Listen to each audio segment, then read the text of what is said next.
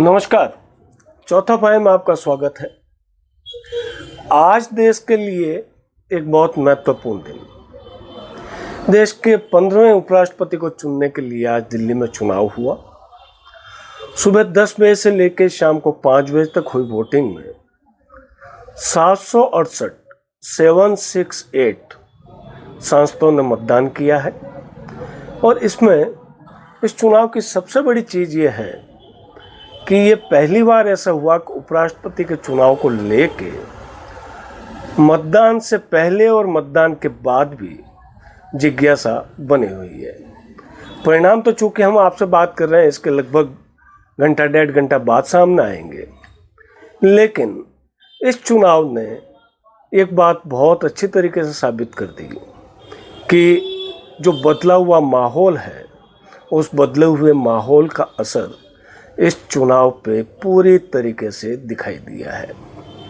कैसे दिया है, क्या दिया है, ये परिणाम बताएंगे। लेकिन असली बात यह है कि इस चुनाव में एनडीए के प्रत्याशी, महाराष्ट्र के गवर्नर, तमिलनाडु की भारतीय जनता पार्टी इकाई के पूर्व अध्यक्ष और आरएसएस से जुड़े रहे सीपी राधाकृष्णन के पक्ष में नंबर गेम है और ये तय माना जा रहा है कि उनकी जीत होगी।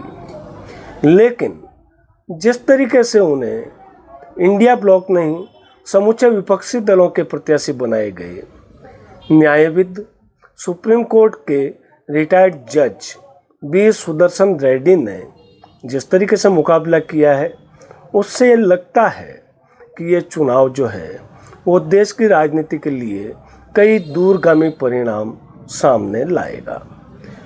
चूँकि उपराष्ट्रपति का चुनाव जो होता है, इसमें पार्टियां अपना प्रत्याशी खड़ा नहीं करती, पार्टी सिंबल पे चुनाव नहीं होता, न व्हिप जारी होती है। सांसद अपने भरोसे के आधार पर वोट देते हैं और शायद यही कारण रहा कि विपक्ष के उम्मीदवार जस्टिस बी सुदर्शन रेड्डी ने सांसदों से ये कहा था कि वे अपनी अंतरात्मा की आवाज़ पर मतदान करें। अब ये कितने सांसदों ने अपनी अंतरात्मा पे मतदान किया है, कितनों ने पार्टी लाइन के हिसाब से मतदान किया है, ये नतीजों में रिफ्लेक्ट होगा। लेकिन एक चीज़ इसमें बहुत साफ हो गई कि आज जब प्रधानमंत्री नरेंद्र मोदी ने पहला अपना वोट दिया और उसके बाद में जो दृश्य संसद भवन में जो दिखाई दिए, उससे साफ जाहिर है कि भले ही राजनीतिक लोगों के आपस में टकराव हो, लेकिन जब वो आपस में मिलते हैं तो उनमें किसी तरीके का टकराव दिखाई नहीं देता। उदाहरण के लिए आज एक तस्वीर पूरे देश के अंदर चर्चा का विषय है। कई लोगों ने उसको क्रॉस वोटिंग से भी जोड़ा होगा, जो गलत है, कि केंद्रीय मंत्री नितिन गडकरी और राज्यसभा में विपक्ष के नेता और कांग्रेस के राष्ट्रीय अध्यक्ष मल्लिकार्जुन खड़गे दोनों मतदान करने के लिए साथ आए और दोनों ने एक दूसरे का हाथ पकड़ रखा था। तो ये तस्वीर जो है वो हमारे लोकतंत्र की असली ताकत है, जो ये बताती है कि पक्ष और विपक्ष दोनों लोकतंत्र की मजबूती के लिए कितना काम करते हैं। लेकिन जब बात विचारधाराओं की लड़ाई की आती है, तो विचारधाराओं की लड़ाई में ये जिस तरीके का घमासान होता है, वो घमासान इस बार उपराष्ट्रपति चुनाव में भी दिखाई दिया है।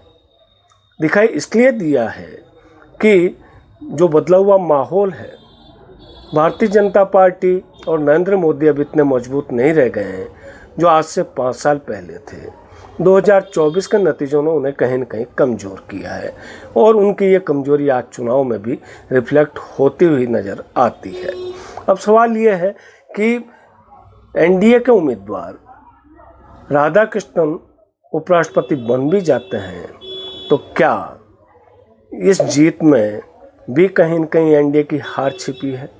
इस बात को लेकर चर्चा होगी और चर्चा इस बात को लेगी कि जो एक परसेप्शन वार जिसको कहा जा रहा था उपराष्ट्रपति चुनाव को, अगर उस चुनाव में राधाकृष्णन बहुत ज़्यादा मतों से नहीं जीतते हैं, 100-120 मतों से अगर वो जीतते हैं, तो उनकी ये जीत कही जाएगी क्या? ये सवाल विपक्ष के लोग भी उठाएंगे और इसको लेकर चर्चा भी होगी। चूँकि इस चुनाव का जो मतदाता मंडल है, उसमें लोकसभा और राज्यसभा के सांसद मतदान करते हैं और जो रिक्त पद हैं उनको अगर घटा दिया जाए तो 781 मतदाता इसमें होते थे।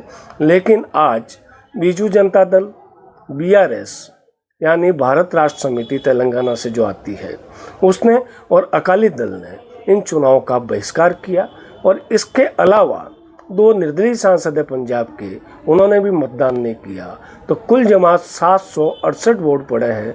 इन 768 वोट में से ये माना जा रहा है कि लगभग 435 वोट जो है वो NDA के प्रत्याशी को मिल सकते हैं और 315 और 320 के बीच में वोट जो है वो इंडिया गठबंधन और विपक्ष के प्रत्याशी सुदर्शन रेड्डी को मिल सकते हैं। अब सवाल ये होता है कि ये परसेप्शन वार में पिछले चुनाव की भी अगर बात की जाएगी तो जगदीप धनखड़ को 528 वोट मिले थे और उनके सामने कांग्रेस की प्रत्याशी मार्गरेट अल्वा को महज 182 वोट मिले थे। तो लगभग 300 से ज़्यादा वोट की वो जीत थी। अगर ये इस बार की जीत, राधाकृष्णन की जीत अगर 200 के अंदर, 150 के अंदर रहती है तो ये परसेप्शन वार जीता हुआ बताकर विपक्ष जो है वो सरकार के सामने एक और सिरदर्द खड़ा कर सकता है और देश के अंदर एक ही मैसेज दिया जा सकता है कि नरेंद्र मोदी अब लगातार कमज़ोर हो रहे हैं।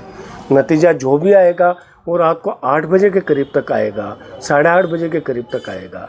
लेकिन हम आपसे से 1 घंटा पहले बात कर रहे हैं। इसमें हम ये कह रहे हैं कि ये चुनाव बड़ा कांटे का चुनाव हुआ है।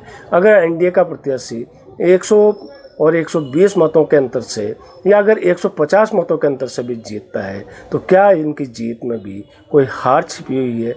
आपको क्या लगता है? हमें कमेंट बॉक्स में ज़रूर बताइएगा और आप हमारे चैनल को लाइक और सब्सक्राइब भी कीजिएगा। कल आपसे किसी और मुद्दे पे बात करेंगे, तब तक के लिए दीजिए मुझे इजाज़त। नमस्कार।